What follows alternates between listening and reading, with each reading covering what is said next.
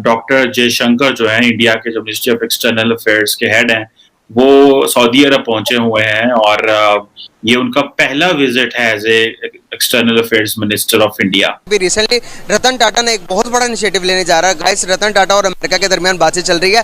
रतन टाटा चाह रहे हैं कि जो उनसे चाइना को ओवरटेक करने के बारे में सोच रहे हैं कि चाइना से जो आईफोन मैन्युफैक्चर होते हैं वो आप ओवरटेक करके उसको इंडिया में लाना चाह रहे हैं। 2010 में फ्लड्स आए, आपने $43 बिलियन का एस्टिमेट दिया, फिर बाद में वर्ल्ड बैंक और एडीबी ने $9.7 बिलियन का एस्टिमेट दिया। हमने पैसा ले लिया, जितना भी आया, हमने कुछ नहीं किया। इंडिया की जो फौज है वो बड़ी तेजी से इतनी बढ़ रही है कि there is a very small percentage of threat from Pakistan.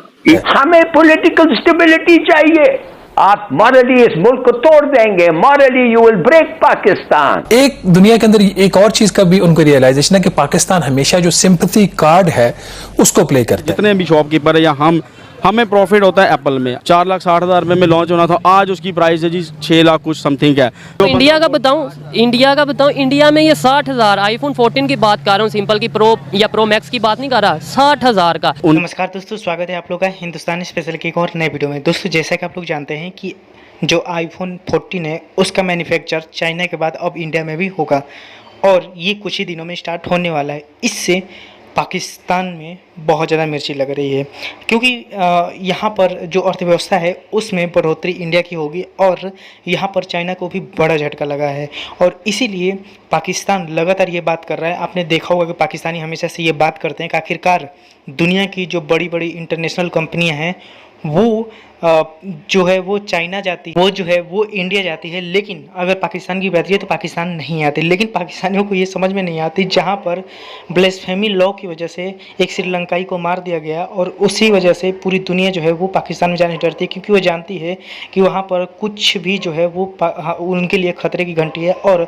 सबसे बड़ी बात है कि पाकिस्तान की जो सियासत है वो स्टेबल नहीं है, वहाँ की इकनॉमी स्टेबल नहीं है। वही अगर इंडिया की बात की जाए तो इंडिया में प्रेफर इसलिए भी किया जाता है क्योंकि इंडिया की जो लीडरशिप है वो जो है वो बहुत ज़्यादा स्टेबल है और इंडिया की इकोनॉमी भी बहुत ज़्यादा स्टेबल है। तो चलिए हम पहले वीडियो में करते हैं तो देखते हैं कि इस पे पाकिस्तानी मीडिया का क्या रिएक्शन है। एक दुनिया के अंदर एक और चीज का भी उनको रियलाइजेशन है कि पाकिस्तान हमेशा जो सिंपैथी कार्ड है उसको प्ले करता है और ये कोई इस मौके पे इस चीज का सामने आना कोई अच्छी बात नहीं है। ये जो मैं बात कर रहा हूं, जो पाकिस्तान के अंदर काम कर रहे इंटरनेशनल फाइनेंशियल इंस्टीट्यूशंस, उनका एक व्यू है कि हमेशा जब भी 2005 का जल्जला आया दुनिया ने मदद की, पाकिस्तान ने कुछ नहीं किया। 2005 की जो तबाहकारियां थी उसके लिए जो रिकंस्ट्रक्शन के लिए पैसा दिया गया $7 अरब की उस वक्त गालबन बात हुई थी, if I am not wrong. आज तक जैसा हमने पिछले प्रोग्राम में जिक्र किया कि न्यू बालाकोट सिटी है ही नहीं, एग्जिस्ट ही नहीं करता। जो सड़कें हैं वहां पर भी पत्थर पड़े हुए हैं, सिटी तो बहुत दूर की बात है। 2010 में फ्लड्स आए, आपने $43 बिलियन का एस्टिमेट दिया, फिर बाद में वर्ल्ड बैंक और एडीबी ने $9.7 बिलियन का एस्टिमेट दिया। हमने पैसा ले लिया, जितना भी आया, हमने कुछ नहीं किया, हमने रेजिलियंस बिल्ड नहीं की। फिर 2012 के भी सैलाब आए थे, उसका इंपैक्ट इतना ज्यादा नहीं था, उसका जिक्र नहीं होता। अब आ जाते हैं 2022 में।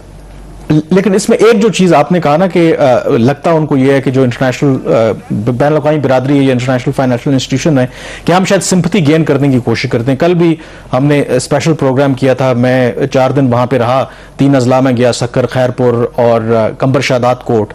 जो तबाही हुई है, मतलब हम उस पर बात कर सकते हैं कि क्या हम बेटर प्रेपरेशन हो सकती थी, उस पर बिल्कुल डिबेट हो सकती है। वहां पे लोगों का बिल्कुल ख्याल था कि इसको मिनिमाइज किया जा सकता था। मसलन जब आपको एक अर्ली वार्निंग थी तो कम से कम वहां पर जो नाले हैं, जो सीवरेज लाइंस हैं, उनकी सफाई की जा सकती थी, वो नहीं की गई। वहां पर बिल्कुल इसमें जो मकामी लोग थे उन्होंने इस बात का एतराफ किया।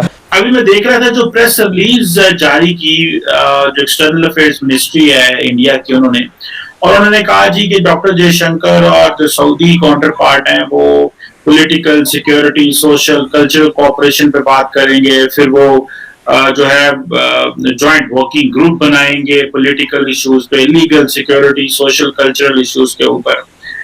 डॉक्टर बेरी साहब, मैंने ये चीज नोट किया कि इंडिया जो है वो जहां पे भी जाता है वो एक strategic partnership basis of develop करता है और एक पूरा इंस्टीट्यूशनलाइज्ड मैकेनिज्म डेवलप करते हैं। मतलब उनका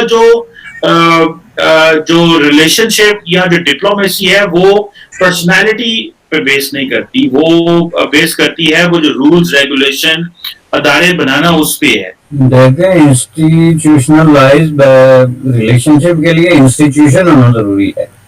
पहली बात यह है कि आपका हर आदमी जो है, कोई मिनिस्टर है या सदर सदारत की कुर्सी पे बैठा है, जैसे जनरल मुशर्रफ साहब थे, तो उनका मसला ये है कि वो कभी इस तरह की डिमांड ही नहीं करते जिससे मुल्क को फायदा हो। यही वजह है कि इंस्टीट्यूशनलाइज नहीं होता, क्योंकि आपकी डिमांड ही नहीं होती। दो चीजों में आपकी इंटरेस्ट है, ये कि आपको पर्सनल प्रोटोकॉल कितना मिला और आपको तोहफे कितने मिले, इसी पे सारा जो है वो घूमता है। इसके इर्द गिर्द आप देखें जो प्रोटोकॉल इस वक्त तक इंडियन लीडरशिप को मिला, मैं प्राइम मिनिस्टर पंडित जवाहरलाल नेहरू की बात नहीं करता, क्योंकि वो 50s की बात है, तो उस वक्त प्रोटोकॉल्स की हदूद भी और प्रेसिडेंट्स भी जो है वो थोड़ी थी। लेकिन आप सिर्फ मनमोहन और नरेंद्र मोदी की देख लें। मनमोहन सिंह ने जो है वो सऊदी पार्लियामेंट से खिताब किया था, जो कि एक रेयर अपॉर्चुनिटी है। पाकिस्तान के ये जो मुस्लिम हुक्मरान जिनको अपने आप को मर्द मुजाहिद और पता नहीं क्या क्या करार देते हैं, वो सोच भी नहीं सकते कोई उनको पार्लियामेंट के सामने से भी गुजरने देगा। ये हमने कई दफा देखा कि ये अगर इनके एयरपोर्ट पे कोई आ जाए, कोई दूसरे तीसरे दर्जे की लीडरशिप, तो इसी पे कनात बल्कि खुशी का इजहार करते। बल्कि मनमोहन सिंह के दौर में उन्होंने उनकी जो एक डिप्लोमेटिक खातून थी, उसको पर्दे से भी उन्होंने इस्तेस्ना करार दे दिया था। मनमोहन सिंह की जो हर रिस्पेक्ट में, हालांकि वो खुद पगड़ी पहनते यानी उनको इस पे एतराज नहीं होना चाहिए था अगर कोई रिलीजियस सिंबल दूसरी तरफ होता भी तो।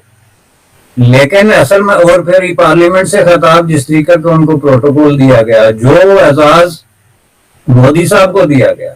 मुझे ये भी बताएं, आप तो मोबाइल सेल करते हैं, मुझे थोड़ी सी कीमत का भी बताएं, और दूसरे नंबर पे ये बताएं सबसे ज़्यादा ट्रेंड किस मोबाइल का चलता है पाकिस्तान में। देखें आप एप्पल जो है ना, इस टाइम मार्केट अगर देखा जाए ना, ये जितने भी शॉपकीपर है या हमें प्रॉफिट होता है एप्पल में। हम ट्रेंड भी वो सेल भी ज़्यादा है, ठीक है, और बाइंग भी उसकी ज़्यादा है, और शॉपकीपर अगर बेचता भी ना तो उसको उसमें प्रॉफिट मार्जिन भी बचता। कीमत क्या है उसकी? कीमत आप देखें अभी ऑफिशियली उसकी यहाँ पे कुछ कंफर्म नहीं पाकिस्तान में प्राइस है। 4,60,000 रुपये में लॉन्च होना था, आज उसकी प्राइस है जी 6 लाख कुछ समथिंग है।